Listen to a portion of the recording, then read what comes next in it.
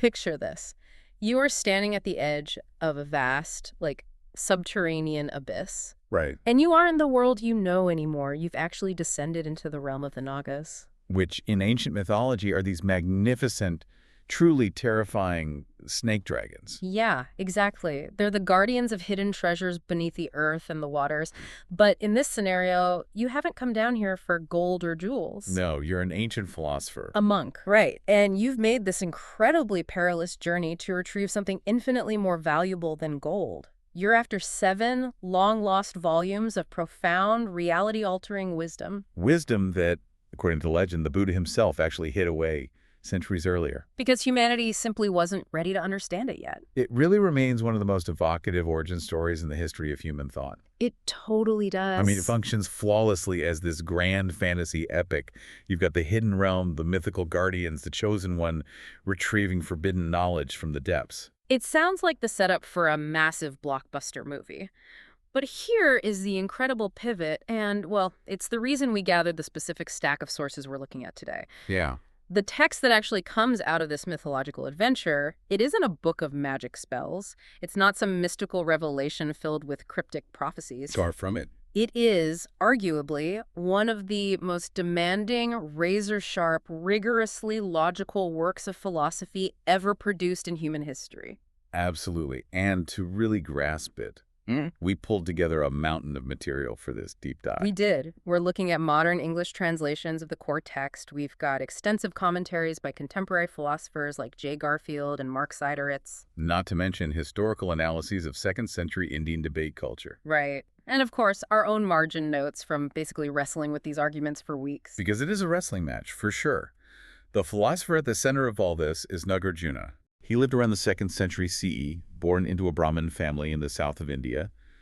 And the text he's most famous for is the Mūlamadhyamakakarika. Which translates to the root stanzas of the middle way, right? Exactly. And the contrast between the mythological grandeur of his story and the clinical, almost mathematical precision of his writing, it's staggering. Yeah, he doesn't rely on faith at all. He relies on pure, devastating logic. So let's establish the mission of this deep dive. Yes, I want to speak directly to you, listening right now. Our goal today is to synthesize all those translations and commentaries to do exactly what Nagarjuna intended. Which is to systematically dismantle how you perceive everyday reality. I know that sounds like a huge, maybe slightly terrifying promise, but we are going to look at the absolute bedrock of how your mind organizes the universe. We are going straight for the foundation. Cause and effect, the passage of time, the nature of movement, and most intimately, your very sense of self. That permanent I that feels so incredibly real behind your eyes. Nagarjuna is going to put all of those concepts under a logical microscope until they just shatter.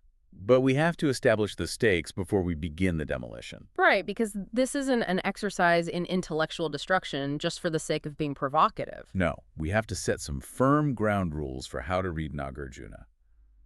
First off, this is not a pointing toward a mystical absolute. He isn't clearing away our normal reality to reveal, a glowing, invisible deity or a hidden alternate dimension. Exactly. And second, and this is where most people misinterpret him, this is not nihilism.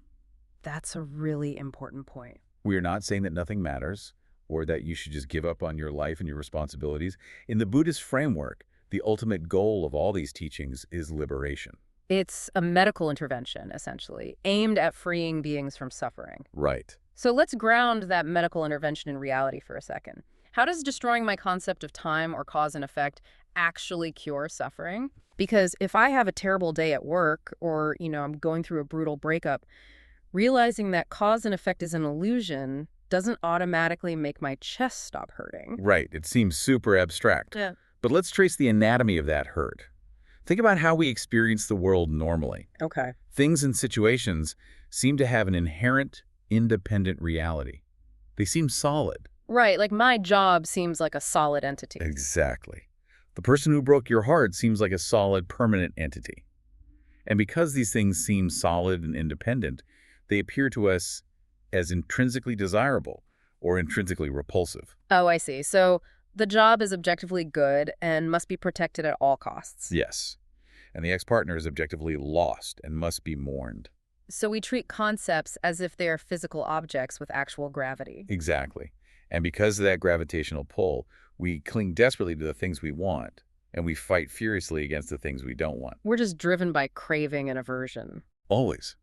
That endless cycle of chasing and running away, which is based entirely on a mistaken belief in the solid reality of things, that is the engine of our suffering. It's what is called saṃsāra, the continuous, exhausting cycle of unsatisfactory existence. Right. So the promise here is that by tearing down these mental constructs, By logically proving that the things we are so frantically chasing or fleeing aren't actually solid in the way we think they are.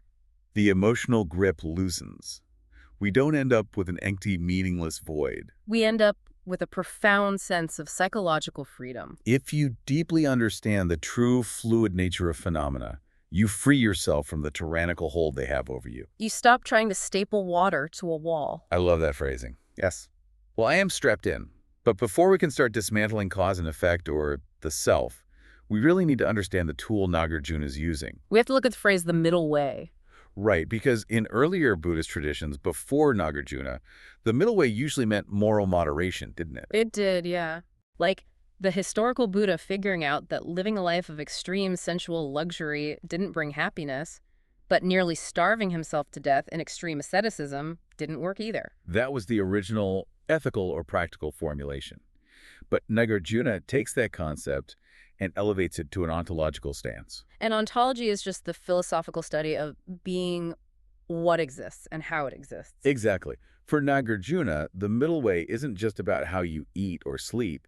It's about the very architecture of reality itself. To explain that architecture, our sources spend an enormous amount of time on a logical structure called the tetralemma. This is crucial. Because in Western logic, descending from Aristotle, we are obsessed with binary thinking.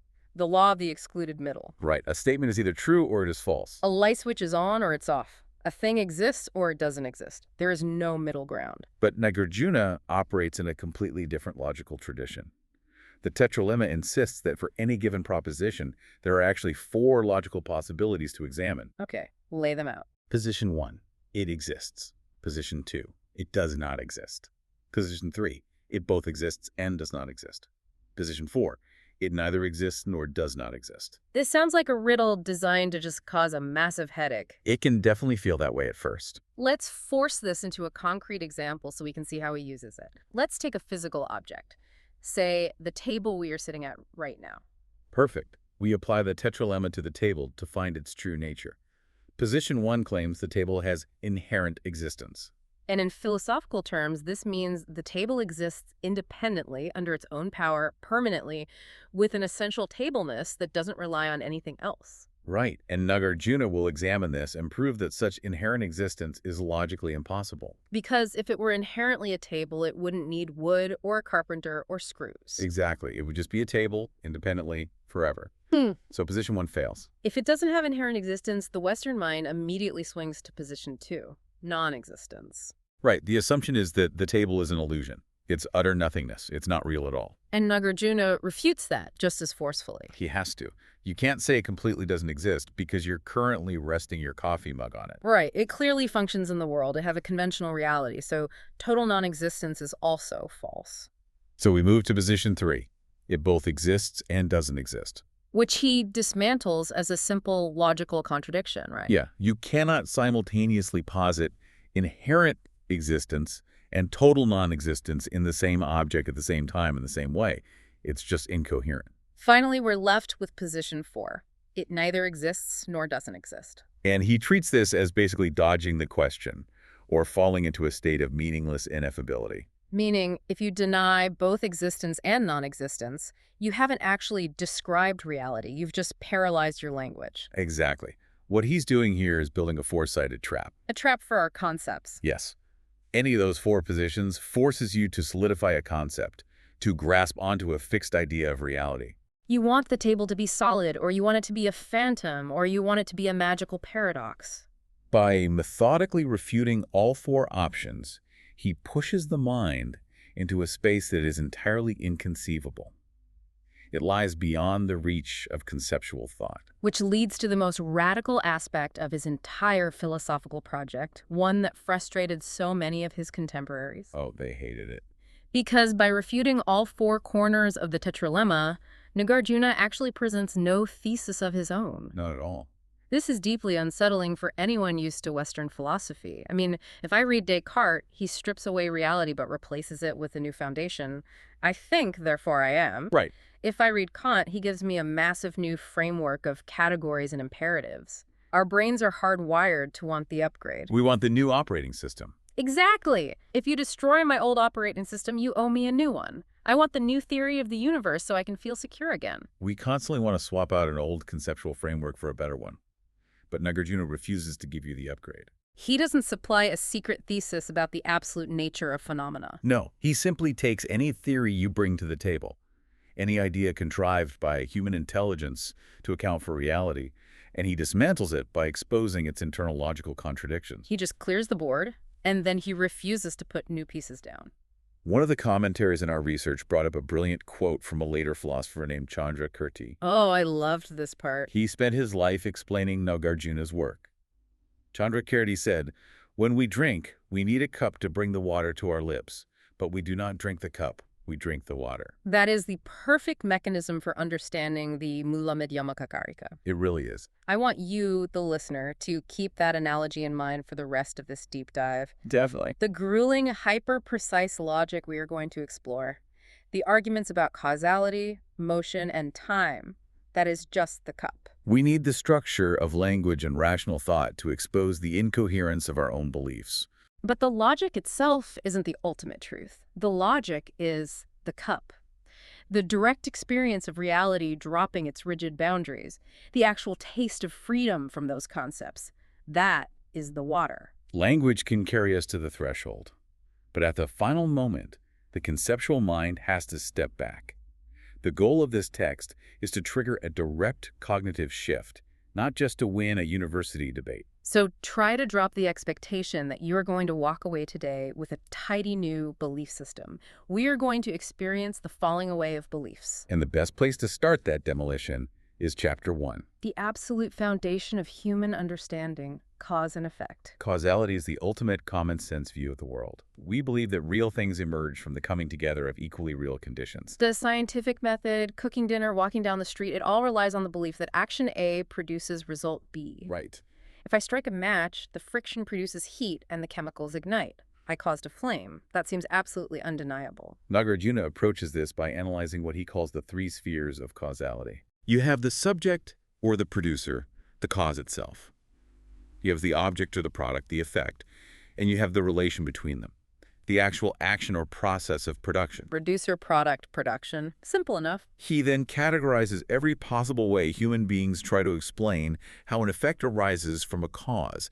He boils it down to 4 modes, echoing the tetralemma. Here we go. Option 1, things arise from themselves. Option 2, things arise from something else. Option 3, they arise from both.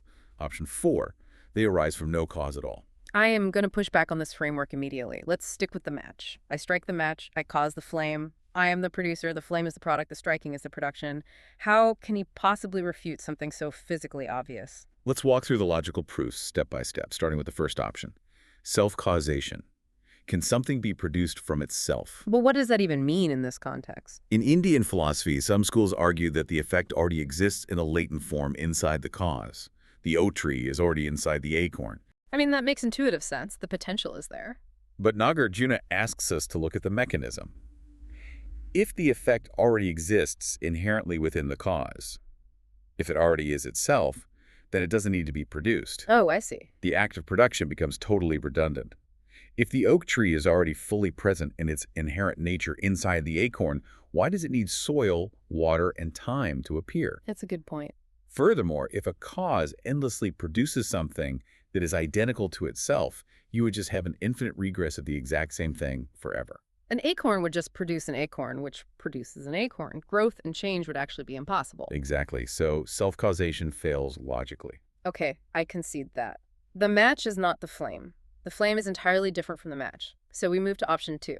Things arise from something else. Right. The cause and the effect are different, independent entities. The match is entity A, the flame is entity B. And this is how modern science generally views things. But Nagarjuna says, let's look closely at the boundary between these two supposedly independent entities. Okay. If a cause is truly an independent, inherently existing something, and the effect is a completely separate, inherently existing something else, how do they ever communicate? What do you mean? How does power transfer across the gap? Think of them like two impenetrable steel vaults. If Vault A, the cause, is completely sealed off by its own independent nature, and Vault B, the effect, is completely sealed off. Right, how does the energy from Vault A get into Vault B? It can't.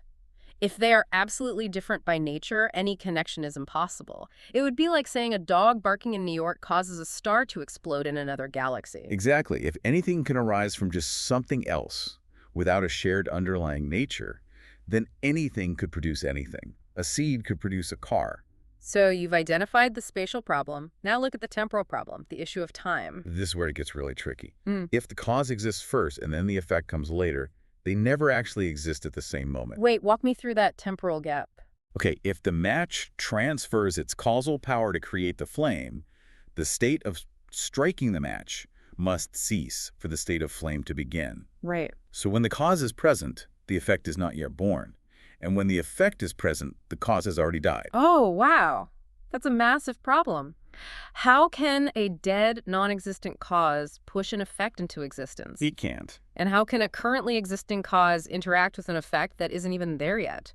If they don't overlap, they literally can't touch. Exactly.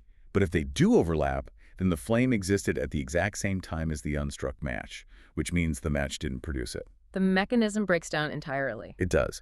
And he applies the same rigorous dismantling to the third option, that it's a mix of self and other, because combining two flawed logical models just creates a doubly flawed model. And the fourth option, that things arise from no cause at all, completely randomly. That's rejected because it contradicts our lived experience.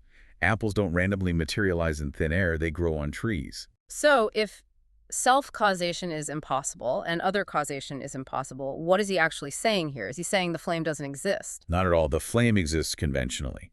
What he is proving is that our conceptual model of cause and effect, where independent solid objects bang into each other like billiard balls transferring energy, is fundamentally flawed. The key phrase in all his refutations is inherent existence. Yes. If you assume the match and the flame are solid independent entities, causality is logically impossible.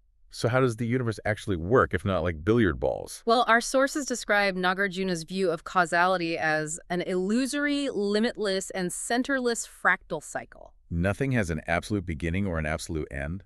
The subject, the object, and the action are completely codependent. They define each other in real time. I want to dive into the most mind-bending argument he uses to illustrate this. It's from Chapter 7, the argument about the flame and the darkness. Oh, this one is fantastic. When I read this in the translations, I literally had to stop and stare at a wall for 10 minutes. Let's set the stage. You walk into a pitch-black room and light a candle. Okay. Common sense dictates a clear causal relationship. The flame causes illumination, it illuminates itself, and it illuminates the room by destroying the darkness. A seemingly flawless example of entity A acting upon entity B. Nagarjuna zeroes in on this. He asks, does the flame actually illuminate itself? Let's define the terms. Illumination is the act of driving away darkness. Right. But within the actual body of the flame and in the microscopic space immediately surrounding it, there is absolutely no darkness. True. So what exactly is the flame illuminating there? If there is no darkness present in the flame to be destroyed, the flame cannot be illuminating itself. The action has no object. The logic is airtight. The concept of illuminating itself is just incoherent. But what about the rest of the room? Here is where he turns the screws. He asks about the mechanism. How exactly does the light dispel the dark? Does the light make contact with the darkness, or does it dispel it without making contact? Let's test the second option first. If light can dispel darkness without touching it, acting at a distance, then lighting a candle in this room should instantly dispel the darkness in a cave on the other side of the planet. Right. Distance and contact wouldn't matter, which is empirically absurd. So we must conclude the light makes contact with the darkness. They meet on a boundary. But let's visualize that meeting. If the light actually makes contact with the darkness, if these two opposing, inherently existent forces touch, why does light automatically win? That's the question. If they are in the exact same location at the exact same moment making contact, wouldn't the darkness obscure the light just as much as the light dispels the darkness? How can light exist simultaneously in the exact same space as the darkness it is supposedly destroying? It reveals the total absurdity of how we visualize forces interacting. We think of light and darkness as two warring armies battling over territory. But Nagarjuna is showing that illumination isn't an independent entity acting upon another independent entity called darkness. It's an imputation. The human mind draws a box around a tiny part of an infinitely complex, ever-changing fractal and labels one part cause and another part effect.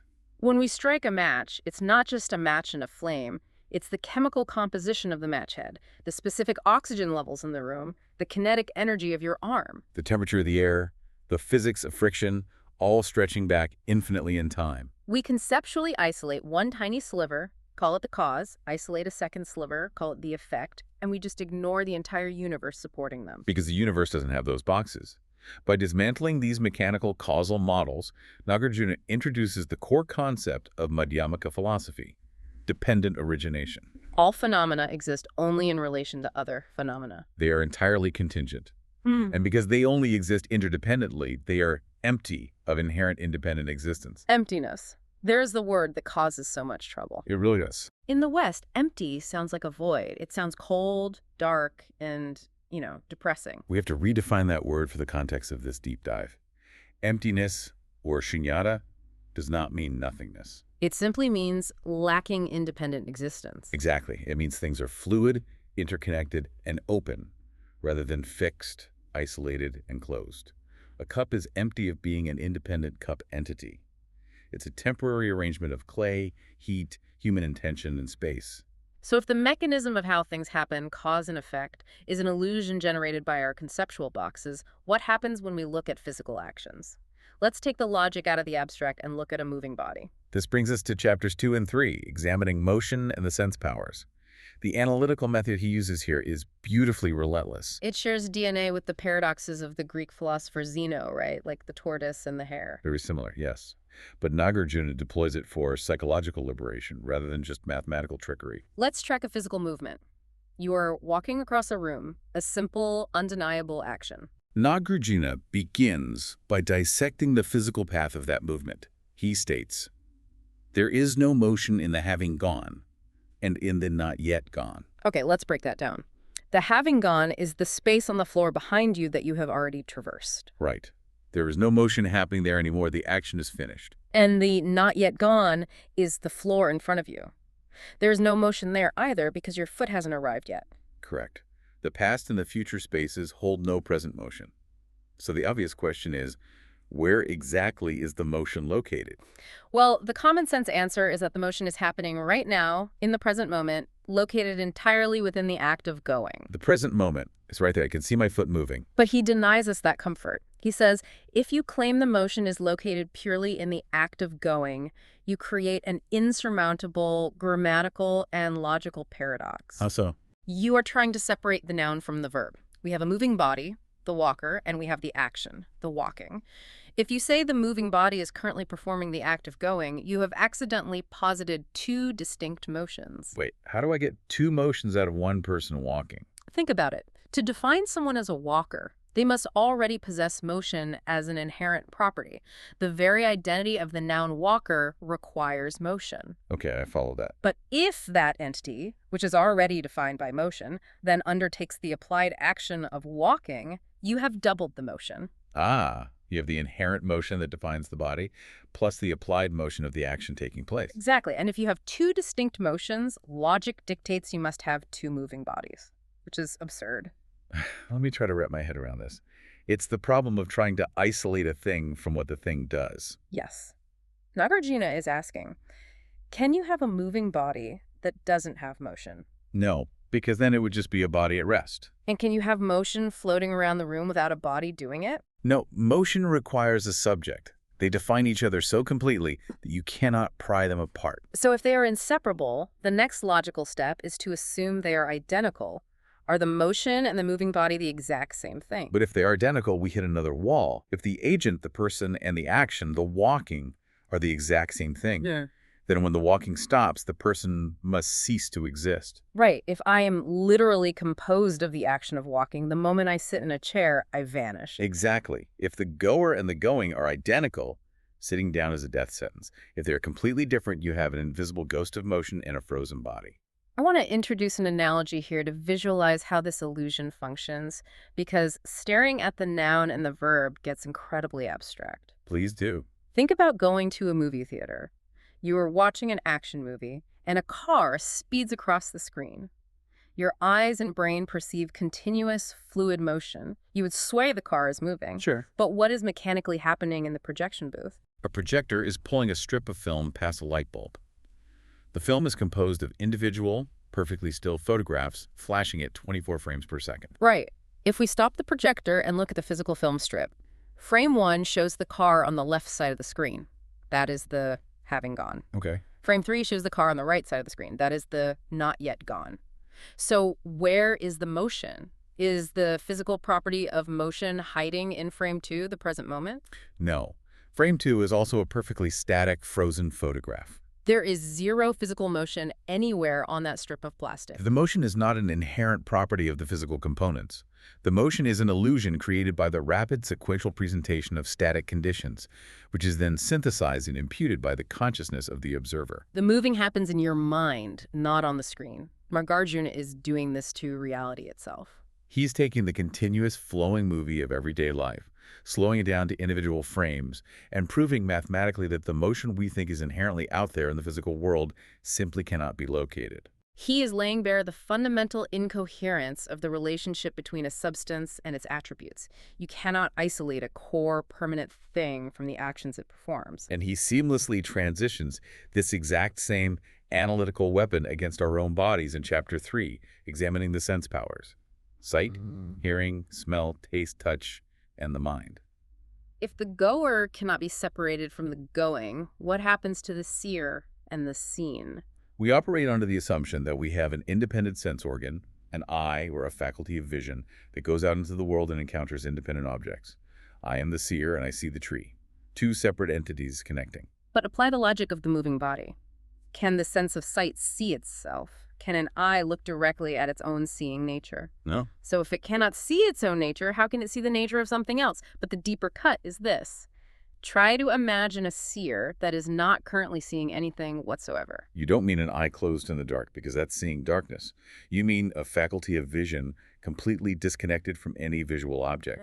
Precisely. If there is absolutely no object being seen, the very concept of a seer becomes meaningless. The faculty ceases to function conceptually. You cannot have a seer waiting independently in a void for a seen object to arrive. The subject and the object bring each other into existence simultaneously. They co-arise. It's like the old riddle. If a tree falls in the forest and no one is around to hear it, does it make a sound? Right. And Nagarjuna's physics would say no, it creates longitudinal pressure waves in the air. Sound is an event that requires a hearer and a heard co-arising in contact. Without the ear and the consciousness, there is no sound. The event of hearing creates both the listener and the noise in that fraction of a second. This insight is devastating to our conventional, ego-driven worldview.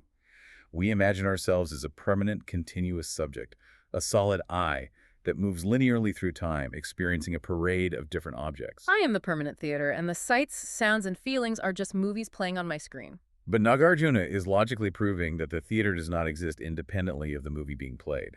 Which forces us into the most uncomfortable and profound deconstruction of the entire text. If a seer doesn't exist independently of what is seen, what does that mean for your fundamental, intimate sense of self? We are entering the territory, Chapter 10, Fire and Fuel, and Chapter 18, The Self and Phenomena. This is where the intellectual thought experiment becomes a deeply personal crisis. Because if there is one thing a human being feels absolute certainty about, it is that I exist. I am in here. I am the agent making choices. I am the one suffering. I'm going to fight him on this. I understand the movie projector analogy for a car, and I understand sound requiring an ear. But my consciousness feels different. Tell me how. I definitely feel like I exist before I start experiencing things. When I wake up in the morning, in that split second before I open my eyes, before I hear the traffic, before I remember what day it is, there's a baseline hum of me. Right. I am the fire, and the experiences of the world are just the fuel I interact with. It is a brilliant, intuitive defense, and it's exactly why Nagarjuna uses the analogy of fire and fuel to attack the concept of the self. We think the self is the fire, and the aggregates, our body, our thoughts, our perceptions, are the fuel it burns. Let's analyze the relationship between the fire and the fuel. Are they the exact same thing, or are they different things? Let's test the first option. If the fire is the exact same thing as the fuel, Then the agent, the consumer, and the object that consumed are totally identical. You are literally your experiences. In Buddhist terms, you are your aggregates. Form, feeling, perception, mental formations, and consciousness. but look at those aggregates. They are constantly changing, dying, and being replaced.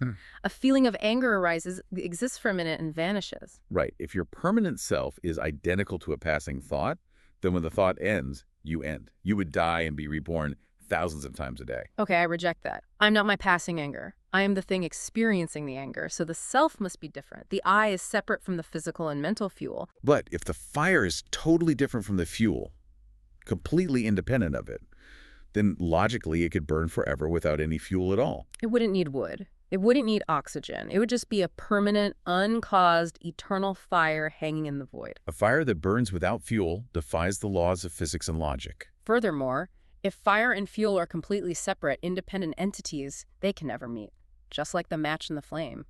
If they have distinct, sealed-off natures, fire could never ignite fuel. So the self cannot be identical to the body and the mind, because the body and mind are impermanent, and we feel ourself to be continuous. But the self cannot be completely separate from the body and mind, because a self without a body, without feelings, without perceptions, and without consciousness is an invisible, untouchable ghost that cannot interact with the world. He explores this deeply in Chapter 9 concerning the foregoing entity. The opponent in the text makes your exact argument. There must be a self that exists prior to seeing or hearing, a baseline entity that takes on those senses. Yes, the me waking up before I open my eyes. But Nagarjuna asks, by what means can an entity existing prior to all senses, feelings, and consciousness be affirmed? If it has no sight, no hearing, no feeling, no thought, how do you even know it's there? How do you measure it? You can't. Something is revealed by someone is revealed by something. The self is entirely dependent on the aggregates. It is a conceptual label, a shorthand, that we slap onto the continuous chaotic flow of physical and mental phenomena. It's like looking at a river. The water is constantly flowing, the mineral content is changing, the banks are eroding. None of the water that was there a minute ago is there now. Yet we point to it and say, that is the Mississippi River. The Mississippi is a highly useful conventional label. We need it for maps and navigation. But if you try to extract the inherent permanent Mississippiness from the water and the dirt, If you try to find the soul of the river independent of its changing parts, you will never find it. the self operates in the exact same way. It is a conventional designation. It is dependently arisen from the aggregates. Therefore, it is entirely empty of intrinsic, independent, permanent existence. We need to pause and look at what this means for us psychologically, living in the modern world. Hearing that your core identity is a conceptual mirage sounds terrifying at first. It triggers a fear of annihilation. It induces philosophical vertigo. But let's connect this back to the medical intervention we discussed at the beginning. Why is the rigid belief in a solid, independent I the root of our neuroses? Let's apply it to a modern behavior. Doom scrolling on social media or furiously arguing with a stranger in a comment section. Your heart is racing, your jaw is tight, you are flooded with adrenaline. Why? Because someone attacked your political view or your taste in movies.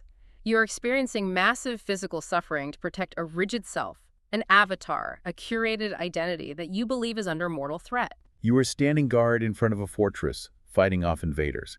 But Nagarjuna is taking you by the hand, walking you into the fortress, turning on all the lights, and showing you that the fortress is completely empty. There is no permanent you inside that needs protecting. The insult in the comment section didn't hit a solid object. It passed right through empty space.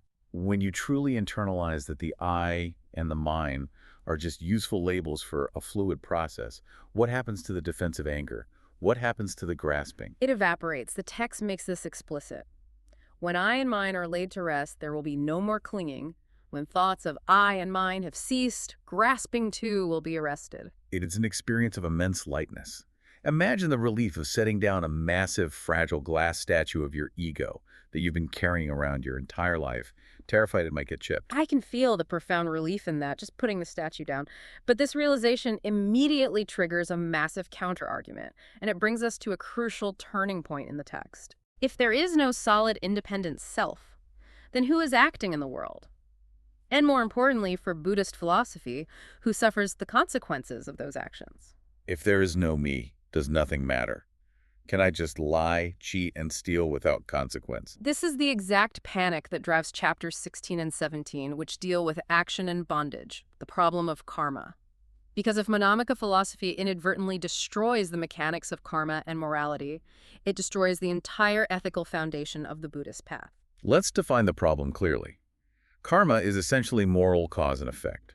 You perform an action with intention, and you reap a corresponding result in this life, or a future one. The opponent in the text asks, how can karma possibly function across time?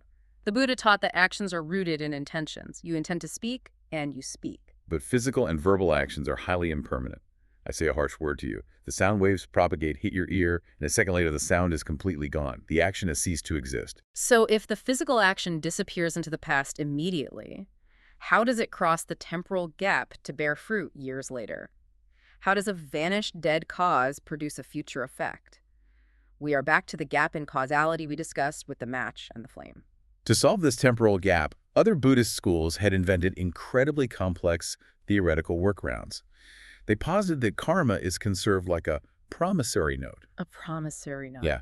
You perform an action, and while the action itself dies, it leaves an invisible, enduring, intrinsically real stamp on your mental continuum, a debt that waits patiently, sometimes for lifetimes, until the conditions are right to ripen into a result. Let's use a modern analogy. It's like the mechanics of a fiat banking system. You do an hour of physical labor, the labor itself is gone, the sweat has dried. But your employer gives you a digital entry in your bank account, a promissory note. The labor converted into an enduring record of value. 10 years later, you can withdraw that value to buy a car. The digital number bridged the gap of time. It's an elegant solution, but Nagarjuna systematically destroys the idea of a persistent, inherently real karmic debt. He uses the exact same ontological scalpel we've seen before. Let's see it. If this karmic debt, this digital entry of action potential, has a permanent intrinsic being, it could never change. If its essential nature is fixed, it could never ripen, transform, and bear fruit. Yeah. Permanent things cannot participate in the dynamic flow of cause and effect. Oh, man. If the debt is a permanently real thing, you could never spend it.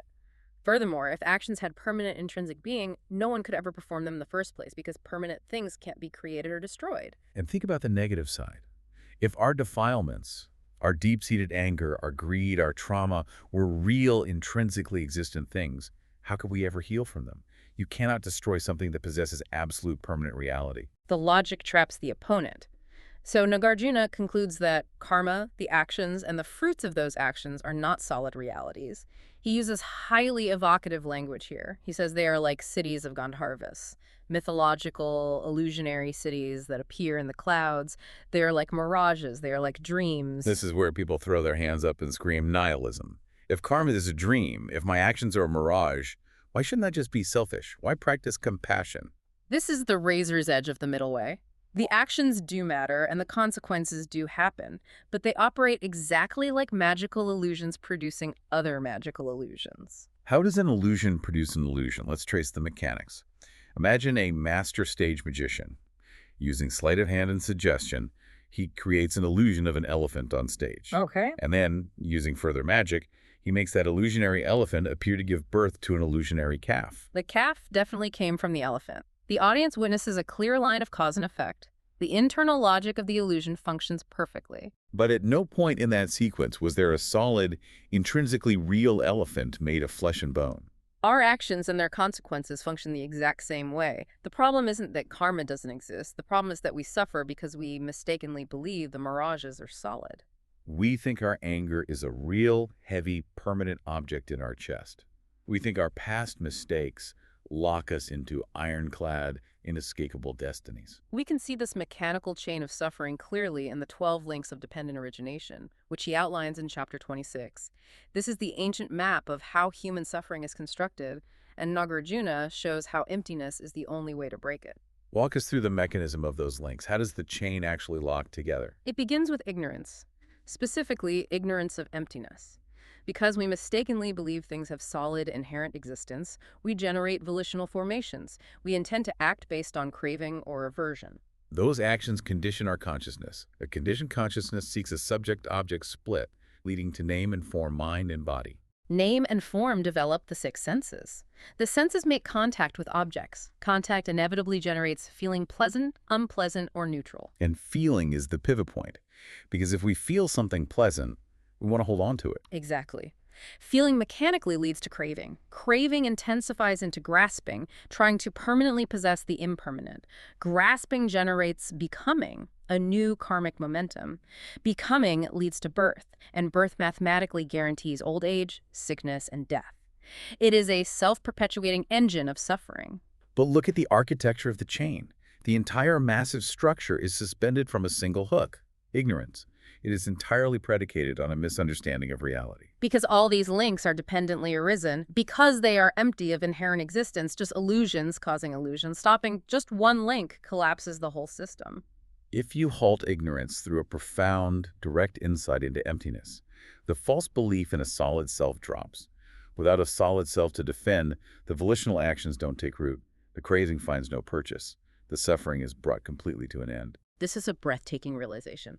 If our suffering was structurally real and permanent, we would be doomed to it forever. It's precisely because karma, trauma, and suffering are empty, dreamlike illusions that we possess the capacity to wake up from them. Which brings us to the absolute climax of the Mūlamadhyamakakārikā, chapter 24, the ultimate counterattack. This is where Nagarjuna faces his harshest critics. I imagine the listener might be feeling exactly what the historical opponents felt. We have dissolved time, causality, motion, the self, and even the moral law of karma into empty mirages. We are floating in space. The imaginary opponent in chapter 24 voices this exact panic. They launch a massive, impassioned, almost furious attack, they say. Nagarjuna, if everything is empty, if nothing has intrinsic existence, then there is no real arising and no real ceasing. And if that's true, you have just philosophized your way into total destruction. You have destroyed the Four Noble Truths of Buddhism. You have destroyed the concept of the Buddha, the spiritual path, and all worldly conventions. The opponent is screaming, "You went too far! If suffering is just an empty illusion, then there is no real suffering to escape, there is no real path to practice, and there is no real liberation to achieve." It is the most common and persistent misunderstanding of emptiness, both in the 2nd century and today.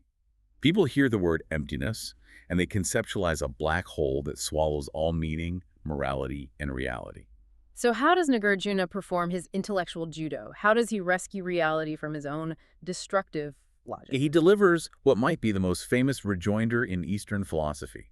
He calmly tells the panicked opponent, "You are like the mounted man who overlooks the horse on which he rides." You are sitting on the horse, screaming in terror because you can't find your horse. He says to the opponent, "You completely fundamentally misunderstand what emptiness is, why it is taught, and what it implies. Emptiness is not the denial of existence. Emptiness is dependent origination."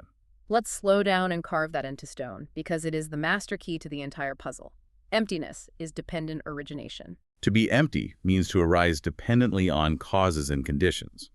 To arise dependently on causes and conditions means to be completely empty of independent, inherent existence. They are synonyms. They are two sides of the exact same coin. This introduces the central doctrine of Madhyamaka, the union of the two truths.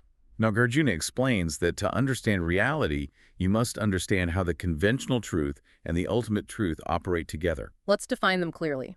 The conventional truth is the everyday world we live in. It's the world where cups hold water, where striking a match makes a flame, where actions have moral consequences, where my foot hurts if I stub my toe, and where you practice a spiritual path to become a better person.